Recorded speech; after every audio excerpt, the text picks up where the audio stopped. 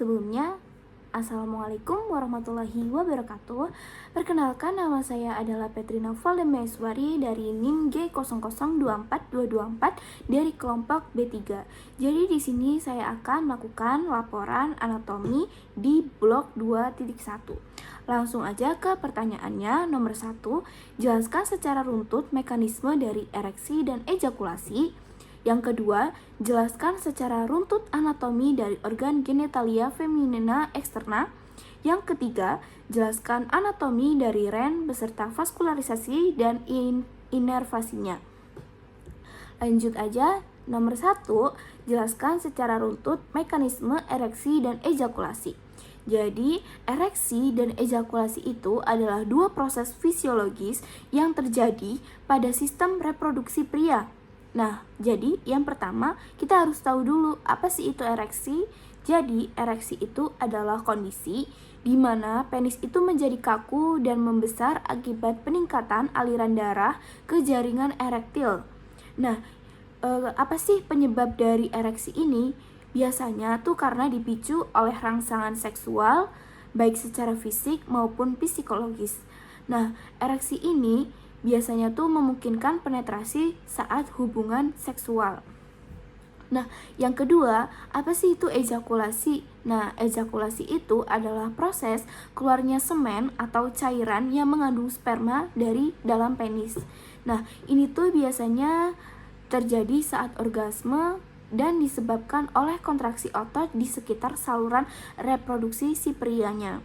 Nah, ejakulasi juga berperan dalam reproduksi karena sperma itu terkandung dalam semen dapat membuahi sel telur. Nah, kedua antara ereksi dan ejakulasi ini dikendalikan oleh sistem saraf dan hormon, terutama adalah testosteron. Next, jadi apa sih? Kita harus tahu dong mekanisme dari ereksi itu. Nah, mekanisme dari ereksi, jadi ereksi itu melalui proses fisiologis yang kompleks dan melibatkan sistem saraf, pembuluh darah, dan otot polos. Berikut adalah mekanisme secara berurutan. Nah, jadi pas yang pertama itu adalah fase awal atau stimulasi. Jadi, ereksi itu dimulai dari oleh rangsangan seksual yang biasanya berupa rangsangan visual, sentuhan, imajinasi dari si prianya sendiri, dan mungkin oleh bau-bau tertentu. Nah, rangsangan ini itu dikirim ke otak, selanjutnya melalui sumsum tulang belakang, dan kemudian mengaktifkan sistem saraf parasimpatis. Nah, yang kedua itu adalah pelepasan nitric oxide atau vasodilatasi, yaitu adalah aktivasi sistem saraf parasimpatis yang menyebabkan pelepasan nitric oxide di dalam jaringan erektil penis atau corpus cavernosum. Nah, jadi di situ tuh dia ada nitric oxide-nya, dia tuh berguna buat merangsang dulu. Jadi dia tuh merangsang dulu untuk memproduksi silik guanosin monoposfat. Nah, di dalam sel otot pembuluh darah. Selanjutnya, si produksi silik guanosin monoposfat dia tuh menyebabkan relaksasi otot polos di arteri penis sehingga pembuluh darah melebar atau namanya adalah vasodilatasi. Oke, jadi yang ketiga itu adalah peningkatan aliran darah ke penis. Nah, jadi di situ tuh akibat pelebaran pembuluh darah, dia tuh aliran darah menuju jadi ke jaringan erektil itu dia tuh meningkat. Nah, selanjutnya ada dua struktur spons di penis, yaitu ada corpus cavernosum dan corpus spongiosum. Itu mulai terisi darah. Nah, selanjutnya volume darah juga meningkat yang bisa menyebabkan pembengkakan dan pengerasan penis. Itu dia akibatnya. Nah, selanjutnya yang keempat itu adalah penutupan pembuluh darah vena. Jadi saat corpus cavernosum terisi darah, pembuluh darah vena itu yang bertugas mengalirkan darah keluar dari penis terjepit. Nah, ini tuh menyebabkan darah tetap bertahan dalam jaringan erektil sehingga penis ini tetap dalam keadaan yang ereksi. Nah, Selanjutnya, yang kelima itu ada akhir ereksi dan relaksasi. Setelah rangsangan seksual berhenti atau setelah ejakulasi, enzim fosfodiesterase tipe 5 akan memecah si CGMP itu. Nah, otot polos kembali berkontraksi, pembuluh darah menyempit, dan aliran darah kembali ke penis berkurang. Nah, darah yang tertahan keluar melalui vena akan menyebabkan penis kembali ke dalam keadaan yang lemas atau fase flasid. Nah, selanjutnya mekanisme ini itu biasanya terganggu pada beberapa kondisi seperti disfungsi ereksi yang bisa disebabkan oleh gangguan saraf, terus ada hormonal dan pembuluh darah. Nah, obat seperti sildenafil atau Diav-Agra bekerja dengan menghambat PDE5 agar si CGMP itu bertahan lebih lama lagi. Nah, sehingga ereksi bisa bertahan lebih lama lagi. Ini adalah ilustrasi. Nah, kalau dapat dilihat, ini adalah ilustrasi dari step by step tentang mekanisme ereksi. Dimulai dari fase awalnya, terus ada peningkatan aliran darah, ereksi penuh, dan kembali ke keadaan flasik atau normal kembali. Nah, selanjutnya mekanisme dari ejakulasi. Nah, perjalanan ejakulasi dari testis ke luar tubuh. Nah, jadi ejakulasi itu kan adalah proses kompleks yang melibatkan berbagai organ dalam sistem reproduksi pria. Nah, langsung aja, ini dia perjalanannya. Yang pertama adalah memproduksi sperma di dalam testis dan epididymis. Nah, awalnya si sperma itu diproduksi di testis melalui proses spermatogenesis. Selanjutnya, setelah terbentuk, sperma itu disimpan dan dimatangkan di dalam epididymis itu. Selanjutnya, untuk perjalanan transportasi sperma atau vas deferens itu adalah saat terjadi stimulasi seksual. Nah, sperma berpindah dari epididymis ke vas deferens melalui kontraksi otot polos. Nah, si vas deferens ini bertindak sebagai saluran utama yang membawa sperma menuju uretra prostatika. Nah, yang ketiga adalah pencampuran dengan cairan seminal atau vesikula seminalis dan prostat. Nah, jadi di sini tuh dia tuh spermanya bercampur dengan cairan dari vesikula seminalis yang mengandung fruktosa untuk memberi energi pada sperma. Nah, yang selanjutnya, kelenjar prostat menambahkan cairan kaya enzim dan ion yang membantu pergerakan sperma. Nah, kelenjar bulbouretalis mengeluarkan cairan pelumas untuk membersihkan uretra sebelum ejakulasi. Nah, campuran ini dia tuh membentuk semen. Nah, yang selanjutnya adalah emisi. Emisi atau pengumpulan semen di uretra prostatika. Nah, jadi sistem saraf simpatik mengaktifkan kontraksi otot-otot di saluran reproduksi. Nah, semen terkumpul di uretra prostatika dan siap untuk dikeluarkan. Yang kelima adalah proses ejakulasi atau pengeluaran semen melalui penis. Nah, kontraksi ritmik ini, otot bulbospongiosum dan ischiocavernosum, dia tuh memaksa semen untuk keluar dengan kecepatan tinggi. Nah, sphincter di dalam kandung kemih juga tetap tertutup untuk mencegah semen masuk ke dalam urin. Nah, atau namanya adalah mencegah ejakulasi retrograd. Nah, selanjutnya semen keluar melalui uretra penis dalam beberapa hentakan. Nah, yang selanjutnya adalah revolusi dan periode refraktor. Nah, setelah ejakulasi, sistem saraf parasimpatis mengambil alih. Nah, menyebabkan penis kembali ke kondisi lemas atau fase flasid. Nah, prolaktin dan oksitosin itu dilepaskan menyebabkan rasa relaksasi dan menurunkan dorongan seksual sementara. Nah, gangguan pada salah satu tahap ini dapat menyebabkan masalah seperti ejakulasi dini, ejakulasi retrograd, atau anejakulasi. Lanjut, untuk soal yang kedua adalah jelaskan secara runtut anatomi dari organa genitalia feminina eksterna. Jadi, yang pertama itu adalah anatomi organ genitalia eksterna wanita atau organ genitalia eksterna wanita itu disebut juga dengan vulva. Nah, dia tuh yang berperan dalam perlindungan hubungan seksual dan sebagai jalur urin atau jalur keluarnya urin. Serta dia tuh juga sebagai jalan untuk keluarnya darah menstruasi. Nah, jadi berikut adalah bagian utamanya dari si OGF eksterna. Yang pertama adalah mons pubis.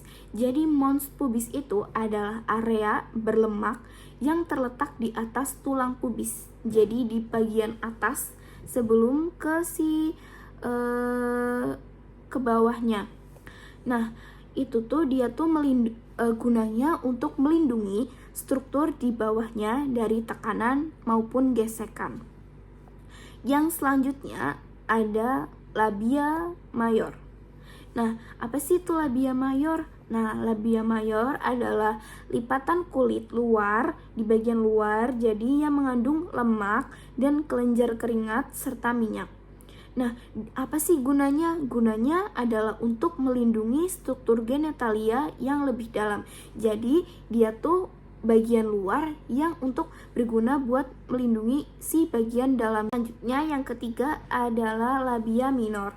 Nah, labia minor itu adalah kulit yang lebih tipis dan tidak berambut. Jadi, yang udah nggak ada di bagian berambut. Nah, dia itu mengandung banyak pembuluh darah dan ujung saraf sehingga sangat sensitif. Nah, selanjutnya itu di bagian tengah ya, itu ada klitoris. Nah, apa sih itu? Klitoris itu adalah organ kecil yang berbentuk tonjolan yang sangat sensitif karena memiliki banyak ujung saraf. Jadi si klitoris ini dia tuh adalah ujung saraf. Jadi maka dari itu dia tuh sensitif.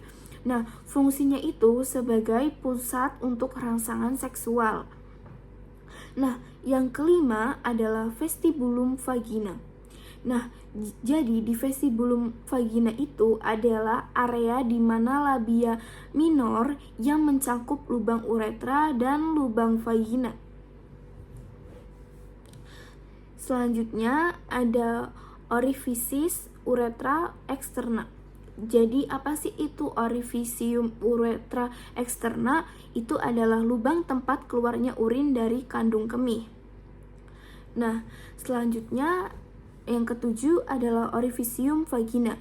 Jadi itu adalah lubang masuk ke vagina atau tempat keluarnya darah menstruasi dan juga adalah sebagai jalur saat persalinan.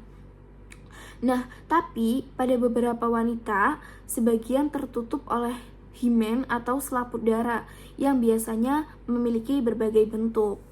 Nah, yang selanjutnya ada kelenjar Bartholin.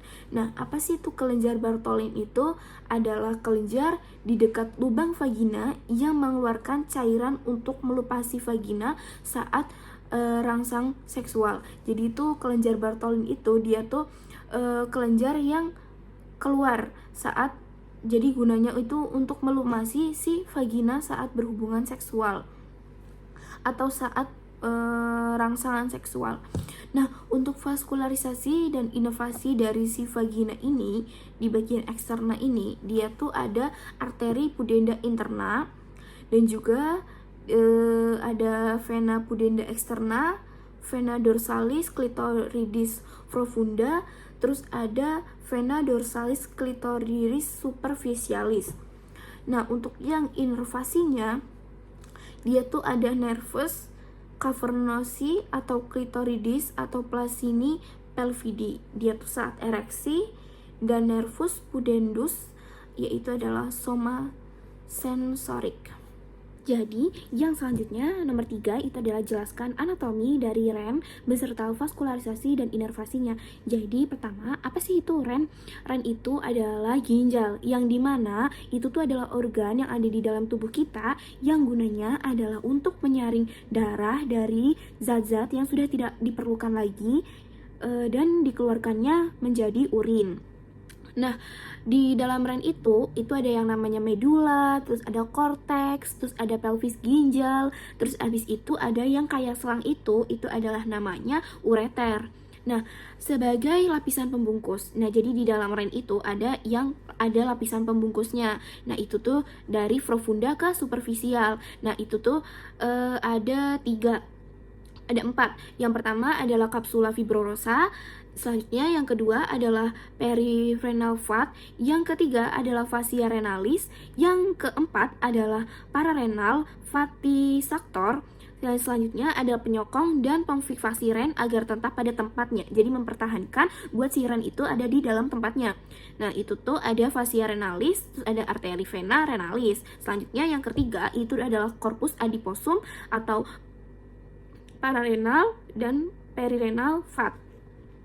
Nah, selanjutnya untuk posisi anatomisnya, dia tuh si ren itu adalah organ reptoperitoneal yang terdapat di granula adrenal di polus superior. Nah, jadi ren itu yang sinister dia tuh setinggi dengan posisi FTH atau costa 6, 7. Selanjutnya yang inferior. Itu ada di 3. Selanjutnya yang ren dexter itu lebih rendah, setengah di vertebra karena adanya pendesakan lobus di hepatis dexter. Jadi untuk letak skeletomisnya itu tuh ada di bagian kalau yang sinister dia tuh lebih tinggi, kalau yang ren dexter dia tuh setengahnya lebih tinggi, lebih rendah setengah vertebra karena adanya pendesakan lobus hepatis dexter. Nah, jadi yang pertama kita lanjut ke struktur eksterna. Jadi yang struktur eksterna itu juga ada 3, yaitu ada fasies, dibagi menjadi 3, yaitu ada fasies, ada ekstremitas, dan ada margo. Kalau yang fasies itu dia tuh ada anterior dan posterior. Yang selanjutnya di ekstremitas itu ada superior atau cranialis dan ada inferior atau caudalis. Nah, yang selanjutnya ada margo, itu ada lateral atau eksternal. Yang selanjutnya ada medial atau eksterna, itu adalah hilus renalis. Nah, yang struktur eksterna udah, selanjutnya adalah struktur interna. Nah, yang struktur interna juga dibagi menjadi 2, yaitu adalah cortex renalis dan medulla renalis. Nah, kalau yang cortex renalis itu adalah columna renalis bertini, itu adalah struktur di antara piramidis atau renalis. Yang selanjutnya di artus corticalis itu adalah lengkungan. Ada lengkungannya tuh, ada gambarnya. Nah, yang selanjutnya adalah yang medulla renalis. Kalau yang medulla renalis itu dia adalah piramidis renalis. Yang pertama itu adalah bentuknya, bentuk konusnya. Yang selanjutnya ada papilla renalis atau apex dari medulla renalis yang menghadap ke dalam sinus renalis. Yang selanjutnya ada kali minor dan kali mayor. Nah, itu ada masing-masing terhubung dengan satu atau lebih papilla renalis. Nah, kalau yang mayor itu tuh gabungan 2 sampai 3 kalises minor.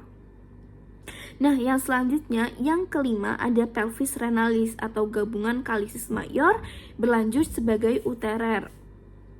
Nah, yang selanjutnya, yang keenam, itu adalah sinus renalis, itu adalah pelebaran hilus yang berisi pelvis dan kalisis mayor. Yang ketujuh adalah foramina papillaria, yaitu adalah lubang-lubang di ujung papilla renalis bermuara ke ductus papillaris bellini dan menuju kali minor. Nah, untuk vaskularisasinya itu ke aorta abdominalis, aorta renalis, arteri renalis. Selanjutnya ada ke anterior et posterior, promissus, arteri interlobaris itu ke arteri tuaca, terus ada arteri interlobaris itu dibagi menjadi 3. arteri afferent glomeruli, terus ke performer capsularis, terus ada ke capillaris plexus. Nah, selanjutnya menuju capsula Bowman sebagai anyaman. Selanjutnya membentuk plexus mempercabangkan arteri rekta. Nah, yang selanjutnya itu adalah plexus capillaris ini, dia tuh berfungsi sebagai arteri nutrisia. Nah, vena renalis sinistra akan bermuara oleh vena testicularis sinistra pada pria, sedangkan wanita adalah vena ovarica sinistra pada wanita. Nah, vena suprarenalis sinistra dan vena communalis lumbalis ascendens.